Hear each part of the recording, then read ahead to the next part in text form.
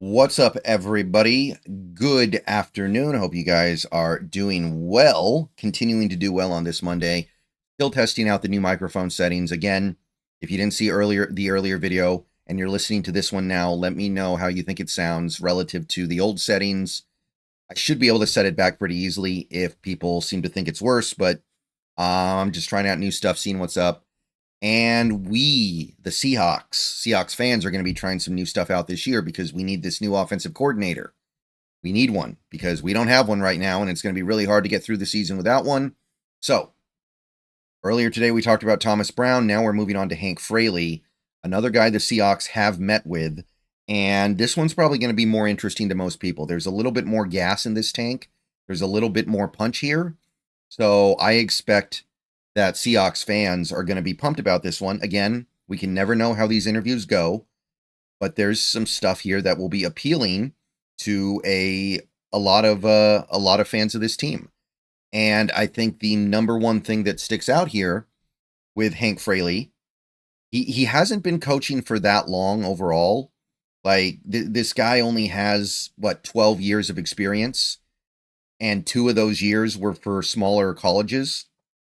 But he has been an offensive line coach that entire time, and he has been part of some really good offensive lines. Like, I think that this one can be easily explained as why there's interest just by saying he's been the Detroit Lions offensive line coach for the last 5 seasons. And when you look at the transformation that the Detroit Lions offense has gone through over the last several years, where they were one of the worst teams in the league with Matt Patricia. They didn't have an offense. They made that Stafford trade because they just kind of gave up on that era. And look at what they built up into. You would probably just intrinsically say, bring me that offensive line coach and let's see what's up. You would at least meet with him. You would at least try to understand what the appeal is. 47 years old, by the way, which is a little bit older than you would expect for a coach with this little experience, relatively speaking. It is worth noting that he was a player in the NFL for a little bit. And he never did anything amazing in the NFL, but he did play for a while, so that's part of it. That sometimes can stunt your growth as a coach a little bit because you have to focus on your playing career first. But when he was in Detroit as the offensive line coach from 2020 to 2024, you've got Taylor Decker, who's turned into a really good left tackle in this league, Jonah Jackson, good guard, Frank Ragnow, maybe the best center in football, Penei Sewell. Now, Penei Sewell was a blue chip pick. You picked him in the first round, high in the first round, but he's become a dominant right tackle. You've got guys like Graham Glasgow, and this last year you added Kevin Zeitler. Now, I'm not going to give him credit for developing Kevin Zeitler. Zeitler's been great long before Hank Fraley got involved there. This is his first year coaching him. Zeitler was great in previous years for other teams with nothing to do with Fraley, but a lot of this stuff happened on Hank Fraley's watch. Like, Penei Sewell was developed on his watch. Ragnow turned into the player that he was under Fraley's watch. Decker, Glasgow. And now, by the way, I'm not going to say he's a notable offensive lineman yet, but Detroit does have that Christian Mahogany guy who they, I think, got as an undrafted free agent or very close to it. And he has already turned into a guy they now expect to be their starter in the near future. So he's developing guys, not just the blue chippers like Sewell, but he's also developing guys who had a low chance of making it, like Mahogany, to the point where there's an expectation now. So he's doing something right, that's for sure. And we know how good that Detroit offensive line is. We know how dominant they are up front. And I can understand any team looking at that and going, I want some of that. Now, he also spent 2 years in Detroit as the assistant offensive line coach from 2018 to 2019. These were, I believe, the Matt Patricia years. The offensive line was not nearly as notable during this era. Some of these players were there still. Like, I think Taylor Decker was there during this run. But in terms of players that he got to coach that are notable just during 2018-2019, you had Ricky Wagner at, I believe it was a right tackle. You also had TJ Lang. Both these guys are veterans. They had been notable players before they got to Detroit. So it's not like they got developed or anything, but those would be a couple of notable offensive linemen that he at least got to work with during this run.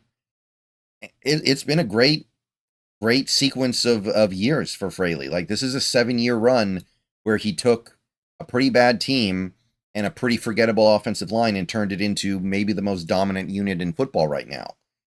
So that's going to get you on the radar no matter what. I'm not saying it makes him a good play caller. I'm not saying it makes him somebody who can turn anybody into a great player on the offensive line. I'm not saying that hiring somebody like him will allow John Schneider to get away with not valuing offensive linemen on the interior. I'm not saying any of that, but he's clearly doing something right. So it's also worth noting, for whatever it's worth, and we might talk about this guy later, but if Ben Johnson gets a head coaching job this offseason, which everybody expects, Tanner Engstrand is the one taking that offensive coordinator job. So Hank Fraley is not even next man up for the Lions. So it should be pretty easy to get him away if you offer him play calling. That's something that, as a coach, when you get offered that, it's hard to pass it up, especially when you know you're probably stuck as a offensive line coach with no play calling ability for the foreseeable future if you stay where you are. So the Detroit run has been really special, but what about before then? UCLA Bruins. He spent 1 year as the offensive line coach with the UCLA Bruins, 2017. And that team actually had 3 offensive linemen on the roster that would go on to play non-trivial amounts of action in the NFL. These guys got NFL snaps. Colton Miller was a first-round pick. Colton Miller was a 15th overall pick by, I think, the Raiders. So that's a feather in the cap. Andre James went on to play, I believe, center in the NFL and was a pretty decent player. And Scott Kessenberry was a kind of a reserve player in the NFL, but he did make the NFL. So that's a offensive line. The team wasn't even that good, by the way. The team was, I think, like 6-7 this year. They were mediocre. But that offensive line produced some guys who went on to make noise in the NFL, meaningful noise. Colton Miller didn't pan out the way that Oakland was hoping necessarily, but he was certainly a great player in college, and you don't get taken in the top 15 because you didn't do anything impressive. The year before that, he spent 3 years in Minnesota, 2014 to 2016, as an assistant offensive line coach. And Minnesota's offensive line during this era, this 3-year run, was mostly anonymous. There wasn't a lot going on during this 3-year run that really stood out. Matt Khalil was there at left tackle. They had John Sullivan and Brandon Fusco. Alex Boone was there for a bit. There wasn't much of anything to say there. Those would be probably the biggest names. It wasn't a star-studded group, admittedly, but he was the assistant there for 3 years. And he parlayed that into actually becoming a full offensive line coach for the year at UCLA. And the 2 years before that, I don't have much. The San Jose State Spartans offensive line coach, 2013. He didn't really... none of the names on the San Jose State Spartans offensive line in 2013 are particularly stand out. And then you had 2012, he was the offensive line coach for the San Diego Toreros. I couldn't find anything about the 2012 San Diego Toreros, so I can't speak to that. But what I can speak to is the work he did at UCLA and then Detroit. The problem is, all this says is that he can develop an offensive lineman. All this says is that he's a good offensive line coach. It does not say he's a good offensive coordinator because he's never done it before, and it doesn't say he's a good play caller because he's never done it before. That's the part you have to find out the hard way. That's the part you have to find out only by giving him the opportunity.